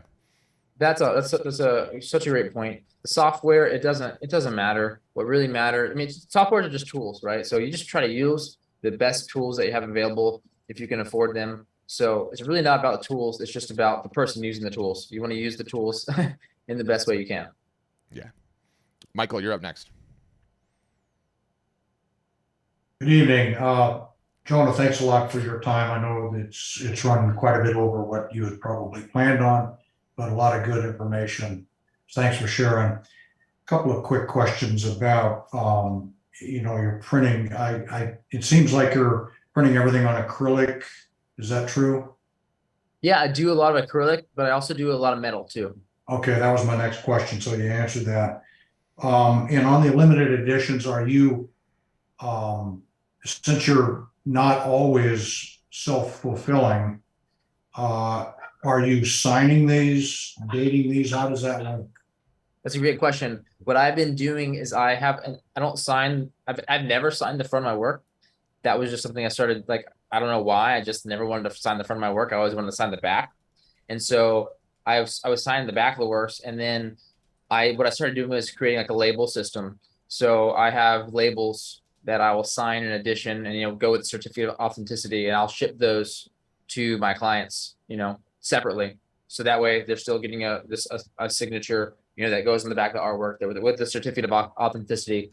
But if it's being shipped somewhere, I'm not actually physically signing the back of the work.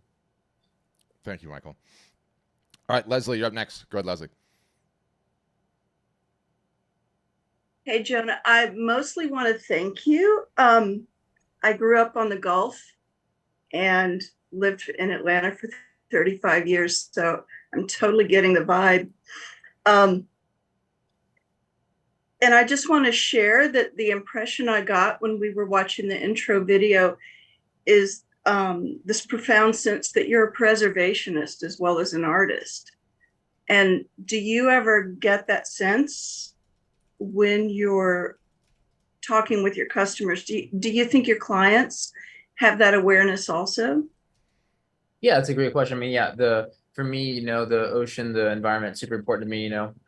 It's preservation is a huge part of my values. But at the end of the day, my belief is that you can't get people to care about things unless they experience them firsthand. So if my work if it can inspire somebody to go out and experience it, and therefore care about the future of it because they're experiencing the landscape or the ocean or whatever it is, then I've done my job. But I have some people who care deeply, and I probably have some people who don't care as much. It's a spectrum, I'd say, probably. Yeah. Awesome, great question, Eric. You're up next. Go ahead. Hello. Thanks so much for doing this. I just wanted to ask, maybe you never had this issue, but do you know why our hate and fear of marketing paralyzes us, and how we can stop refusing to change our feelings on it? Oh, what a great question. So when this is great. This is a great question. So when I first started, this is really funny. I remember 2018, I went through the whole art storefronts, website checklist, getting the website launched. I spent like weeks on it, like kind of procrastinated, like just, finally got it up. And I was thinking like, oh my God, like finally I'm going to be able to make a living. Like I'm going to make a living with my art. I'm going to make all these sales, my website. And then I finished it. And then it was crickets. There were no sales. And I was like, what the hell? There's no sales. What am I going to do? And I was like, oh, I got to get traffic. I got to get traffic to the website. And then with the traffic, checklist. And so to be honest, when I first started, I fucking hated it. I hated marketing. I hated sales. I hated it. I really did. It was so uncomfortable. It was so uncomfortable. You spend all this time and energy to work on something you feel like it's a piece of you, and then you put it out into the world, and then it gets rejected. No one buys it. It feels like they're rejecting you. That's how it feels emotionally. At least that's what it felt like for me. But you have to understand that's not actually what's happening, because this artwork is not you. It's just of you. You just made it. You're not the artwork, right? You're not your website. You're not, your Instagram. It's just of you. And so if you can remove the personal part of it and be able to accept the rejection of just someone not liking something that you put out, that's totally fine. And just dealing with rejection. And so I hated marketing and sales and it's really just kind of reps. You just got to get kind of used to it because it is an essential part of the whole business. Pat did a Instagram live the other day talking about the 2 train tracks, how the art business is 50%, creating 50%, sales. And that is so true. You have to treat both with intent and care. But to really answer your question, how did I get into marketing and sales? I'll tell you what happened for me. I remember making my first couple sales, and for me, it was a feedback loop, a positive feedback loop. I would make a sale, I would dissect how it happened, where they came from, why the sale happened, what went right, what went wrong. And then I would double down on it and I'd do it again. And I'd do it again. And I'd do it again. And the more sales I started making, the more interested I became in wanting to understand how that sale happened, because I wanted to replicate it, right? It's a feedback loop of like, hey, you know, like almost like a like the like it's like the mice, like using mice as in the psychology experiment, like literally like getting a hit of dopamine or some sort of result because of my actions, my direct actions. So I just learned to love and to get really interested in asking, you know, how did this occur? Why did this occur? When it still happened? And that really kind of made me start to love marketing and sales, because if you learn to love marketing and sales, like truly, like live it, eat it, breathe it, it's going to change your life. Like literally, I believe that sales is the number one, like it's like one of the best skills you can have. Like it is literally life changing if you can learn how to sell, especially sell your own art that you have a passion for making. And there's no one who can sell it better than you can. So if you can learn to love marketing and sales, like it can be life changing. And for me, I learned to love it through the process of questioning when something occurred, why it occurred. I hope that answers your question. I know I just kind of went on a little tangent there. No, that was flawless. Are you kidding me? Andrea, now I'm crying, okay? Do you know how many days a week I preach that message to have someone else doing it and not have me doing it? Wonderful. Wonderful. Good. All right. I'm serious though.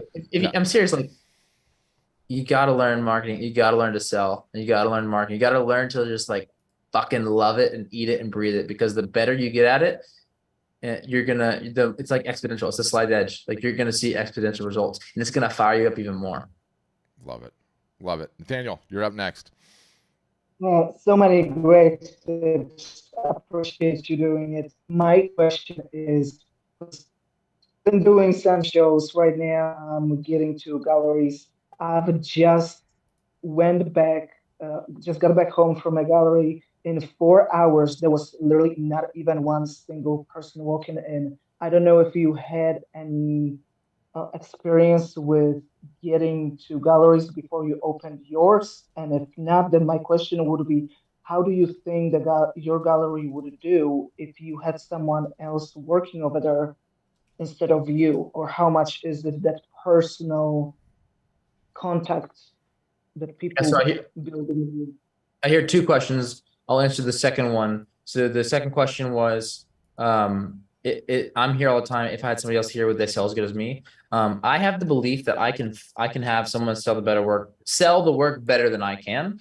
However, that's not my expectation right now. I'm training somebody right now. I'm going out of town in a week. It's my first time I'll be leaving the gallery. So she'll be here for 2 weeks while I'm gone. So it's a test, it's an experiment. We'll see how well the training is and how well her sales go. But no, I have a belief that yes, somebody can sell the work just as good as me. I have that belief. It's going to take some time to get there, I believe. But for me, if I can get somebody to sell the work 80% as good as me, then I'm fucking stoked. How top of mind for you right now is his question, by the way. I mean, you just hit Jonah right, Nathaniel, you just hit him right between the eyeballs. I just know in talking to him about how big of a struggle. Yeah, so I've interviewed in the last 4 months. I've literally hopped on Zoom calls. I've done over 50. I've done over 50 interviews. So the people finding the right person is really, really difficult. But I'm not giving up. I mean, I think I found the right person, but there's no way to know until, until we get, some results and testing. But I have the belief that, yes, somebody can sell the work, with me not being here. And the second question you had was, if the gallery if like nobody's coming to the gallery, you're kind of cutting in and out, yeah, but I'll just I have $0 days. There are days where like, no, but literally like not a lot of people come in, and literally not a single thing is sold. There are $0 days, but that's okay because I literally just had a record month. So yeah, $0 days are part of the equation. Yeah. Great question though. Glenn, you're up next. And then maybe just take a couple more. We might just have to randomize it unless you really want to try and knock them all out. But again, I want to be super sensitive to your time, so I'm super thankful. I'm happy to keep going. Okay, we'll keep going. Okay, my initial pushback is that really you're doing art for the wealthy. I've been in galleries, before I had my own, and you walk in, it's really condescending looking at you because obviously you're not there with big bank book.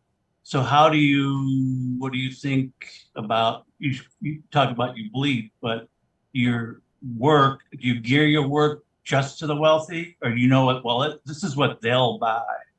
So I don't know, just this thing about like a class level problem. Yeah, no. So I don't make my work to sell it. I don't make a piece of art because I'm not saying, hey, I think someone's gonna buy this. I make it because I love the process. I love the process of shooting. When I go out into the water, I feel connected with the divine. I feel immersed. When I'm immersed in the ocean, I just love it. I eat, I breathe it. I do it for the love of it. I do it for my passion. I make images that I want to make, and then I take those because I think, I'm trusting my taste. I have the belief that like, hey, I don't think I'm the best artist in the world. I'm not the best artist in the history of time, but I think, I make some interesting work. And I think I have the belief that people resonate with it and can resonate with it. And so I make work for anybody who loves the water, However, I do price my work, high. So who can afford my work? I mean, for sure. Like I am pricing my work aimed at people who can afford it, it doesn't mean somebody who can't afford a large piece. It doesn't mean they can't buy a book. It doesn't mean they can't buy an acrylic block or a small print or some sort of other format or smaller size of the artwork. But my larger stuff, I have a belief that there's value in my work, there's value in what I do, and so I price my work at that value that I believe. And so I hope that answers your question. Yeah, that was a good one. Sorry, you're up next. Hi there. I apologize for coming in late, and I will watch the beginning part. It's very nice to meet you, Jonah. I live in Houston, on the other side of the Gulf. The water is very brown over here, but your water is really beautiful. And so my question is, I have taken over 350,000 photographs. And like you, that's you've taken a lot of photographs. So when you were trying to decide, I have a working gallery of about 30,000 photographs that I keep active out of that 350,000. It's about 10% that I think are worth looking at. So I've already made one cut, but I'm just curious what your process was for, paring down the volume of your work to the things that you decided you really wanted to focus on in your gallery. That's a great question. So my editing process, I'll shoot, a couple thousand photos in a shoot. I'll come back here, have a little back office here, and I'll go through the photos, hopefully the same day I shot them, or maybe at least that week. And I literally give each photo probably 2 seconds. I look at it for 2 seconds. I rate it on a scale of 1 through 5. And that's it. It's intuition. I don't think about it. I feel it. It's a feeling. It's intuition. I look at it, make a rating, next. And then I'm left with maybe 5, or 10 4s. I give out a 5-star, very rare. It's very rare. So that's my system. And then, then I'll put the work out digitally. I'll release it. I'll release it, to my email list. I'll draft a marketing email up, say, hey, this is a release. I'll have some marketing copy, some sales copy that goes with that. I'll have maybe a video. Maybe I'll have, some sort of story behind it. I'll try to put that piece. I try to build the value in that piece and the release of it.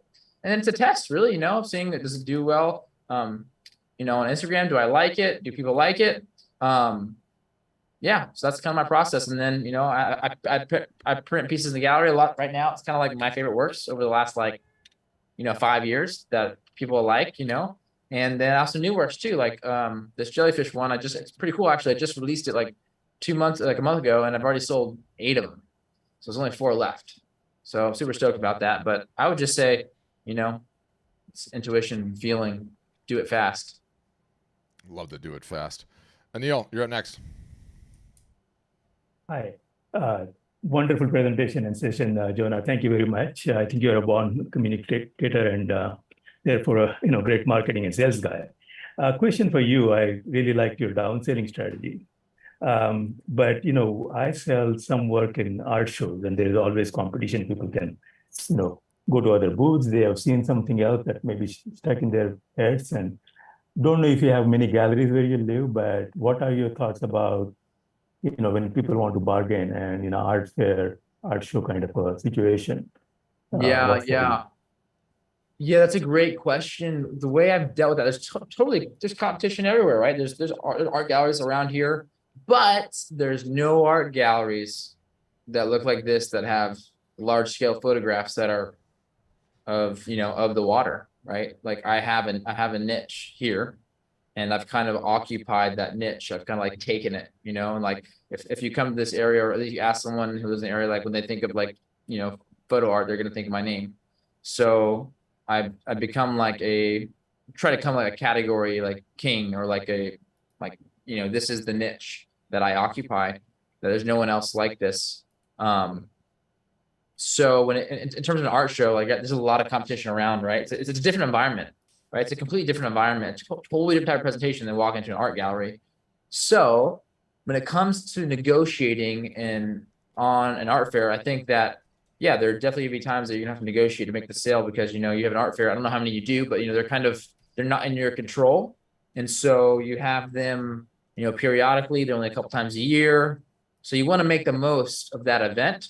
So as Patrick and Nick, and the whole our storefront team, you want to have a funnel, right? The number one thing is leads. You want to acquire as most leads as possible, right? So that's big priority. And then following up with all those leads, but also when it comes to the sale, when it comes to in person, I think it just comes down to sales skills and learning sales skills, and being able to read people and to overcome obstacles and objections, during the process, learning, there's really, with art, for me, there's pretty much only 4 main objections that happen, right? I need to talk to the spouse, I need to talk to the decision maker. I need to think about it, or price. Or lastly, sometimes this one's more of an obstacle, not an objection. It's I got to go measure the wall. Well, I don't know if it's going to fit, right? So having, I'm sure you've encountered those before, have you not? Is that before? So I would definitely learn the best ways to overcome those objections, so that by the next time you go to your art show, you have already practiced, how to guide a conversation, so that if one of those objections comes up, you can navigate the sale and still close it. And I don't know if you were on here earlier, but one way that, you can watch the video again, but I talked about how if somebody gives you the price objection and they genuinely don't have the budget for it, you're going to want to downsell them and remove that piece and then sell them on a different piece. If the objection is value, where they don't see the value, which is different than price, they might have the money, but they just don't want to spend whatever you're asking for, that's a value objection. No matter, sometimes if you lower the price, it's not going to overcome the objection. They're not going to buy because it's not a price objection. It's a value objection. They don't see that the art is worth this much value. So in that scenario, you have to focus on building value. And the way you focus on building the value, it's different for everybody. But, you can focus on how much time and energy you spend. You can focus on the quality. You can focus on the story. You can focus on, a lot of different things to try to build value, so that that way that lead or that person can see the value that in what you create. Okay, next up, Brian. Yo, thanks, guys. This is really exciting. This is really helpful. I started shooting about 13 years ago and just started really being deliberate about selling my work. I've really been selling when people just contacting me randomly. People like, I saw this. This is your work. You want to buy? I want to buy it. So I have a handful of questions, but most of them are very direct, simple questions. And then there's one that's kind of a thinker, I think. The first one, I think for the photographers, we worry about quality, like pixels per inch. And it's like, I don't want to sell a print larger than a certain size to start spending those pixels on. So where's your quality threshold on PPI? Because the pinnacle of my work is big, really large wildlife prints like elephants, zebras, and things like that from my time abroad. Yeah, to answer that first question, I just say if you have the ability, buy the largest megapixel camera you possibly can. So that way you have the nicest technology to print your work. And so then you can print, you can print really large. No, I'm saying in your prints, when you decide this is going to be this size, you do the math. You do the math and say, well, this is spreading this out to this PPI, and I'm not comfortable with that. What's that line for you? Yeah, it depends. It depends on the viewing distance. If the viewing distance is far, it really doesn't matter, right? If someone's going to be looking at a piece and it's far away, it literally doesn't matter. And here's the thing. I've just said, okay, am I gonna buy? I really want this camera, right? It's called Phase 1. It's a camera. It's like with the whole system's like 70 fucking grand, right? It's $70,000. Right. Here's the thing. Will getting that camera make my quality of my work better? 110%, 1,000%. It's gonna make it so much better, right? Are my clients gonna care? Are they gonna notice? No. They're literally not gonna see it. So I would rather spend that 70 grand, that 80 grand on marketing to acquire new clients than to buy a camera that nobody's going to see the quality. I have a couple of other questions, so I don't want to get hung up on any one of them. So just, you don't have Ryan, you get one more. So pick your next winner. Well, he mentioned he uses another printer, and I know that the sizes I want to print, our storefront won't support all of those. And he never mentioned who the printer is, so I kind of wanted that one too, so I can get a start on printing really massive prints.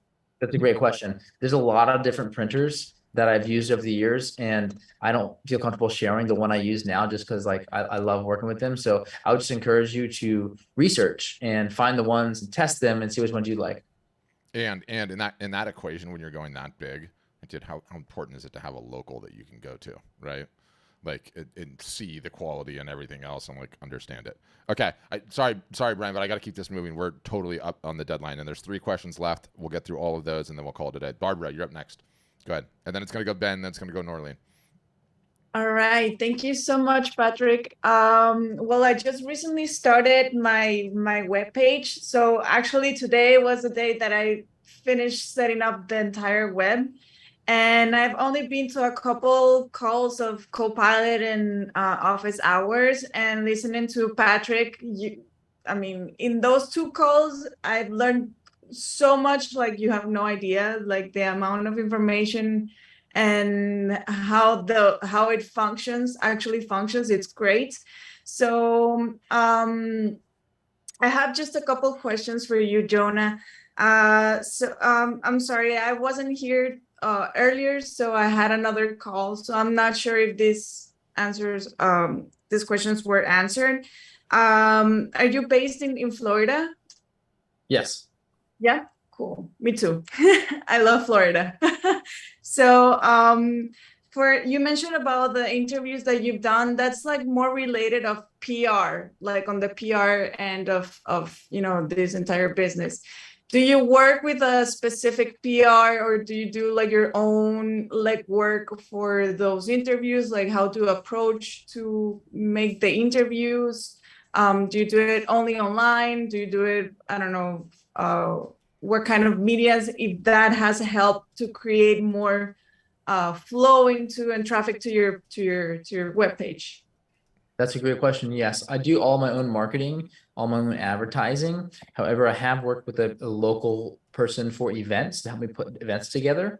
When it comes to PR, public relations, there's the definition of public relations. It's probably different for everybody, but for me, public relations is getting editorial content published, online or in print.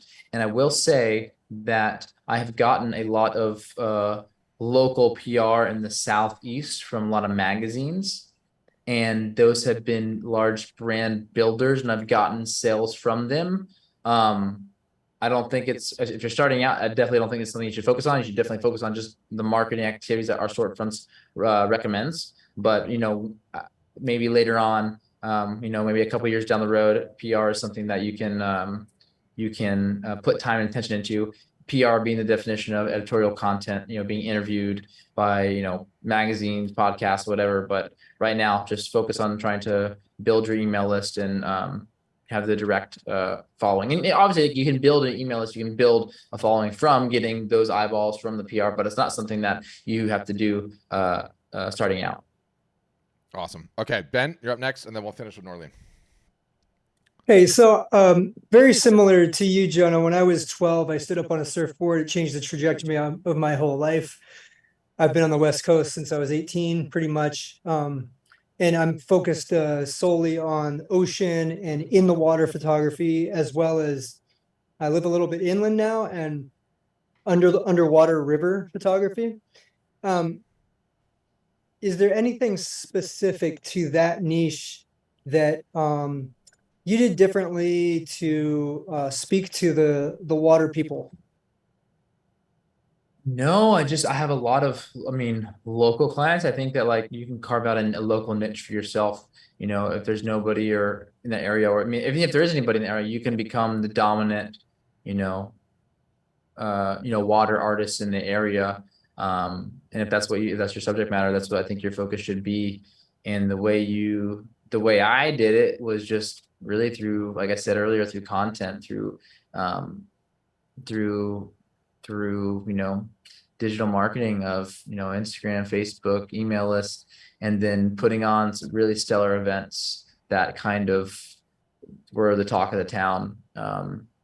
I'd say those two things. I know it's not the best, and may not be the best answer you're searching for, because it's just, what our Storefronts tells you to do. But really, if you just do what our Storefronts tells you to do, if you just follow everything, then you're going to be in a good place.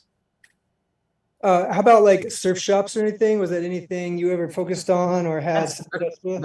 That's a great question. I found that I don't really try to sell to, well, firstly, I live in Florida, so the surf sucks, so there's not a lot of surfers here. But firm but fair. But can a surfer buy work? Yes. But I don't market to surfers. I market to people with really, really, really big, beautiful, nice homes. Starting with the end in mind. There's a lot of wisdom in that one too, for sure. All right, Norleen, you'll be our last question. Go ahead, Norleen, if you're there. Okay, wait, there we go. Video. Hello? Yeah, we got you. I think we got you on audio. You sound a little. No? Okay, so yeah. First, I think your connection's a little spotty. I'll make just a remark. Mm-hmm. Yeah, about the surfing thing. I don't know if Jonah, if you know the surf photographer Art Brewer, who was kind of a legend, and he just recently, he markets he just died in, and this is like a whole new ball game for someone who did a lot of things, but it was really catering to surfers. And I don't think that the market for small, little, precious prints is what it is for these big prints. And there's another surf photographer in Redondo Beach. There's a couple of them that they're huge and they're very successful, like you, Jonah. So now to my question. When you shoot, and do you shoot a really high res camera or do you use Topaz or some AI to up-res your images? That's a great question. I just use the highest megapixel camera I can get my hands on, and I literally haven't even explored the AI tools yet. Topaz, I've been hit with their ads. I've thought about it. I've just been so busy. I haven't even done it yet. So I'm not even using those AI tools yet. Amazing. Jonah, that session went better than I thought it would. I can't believe how good you are at answering these questions. Do you want to start running office hour sessions a couple days a week? We can talk about it potentially. On behalf of everyone, dude, that was absolutely amazing. Honestly, exceeded all my expectations. Great to talk to you. Totally appreciate your time, your energy, your effort. And, oh, you had some sort of takeaway. Did you have something you want to share?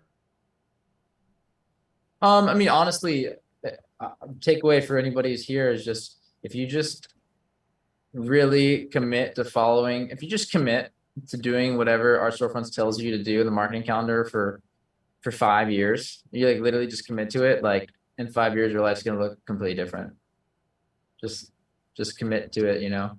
But yeah, I'm not doing it right now, but in a little bit of time, I'm going to be coaching some artists. So if you're interested in coaching, being coached down the road, that's something that I will be offering, but not right now. So if you're interested, you know, whatever the show notes, or you can find that there.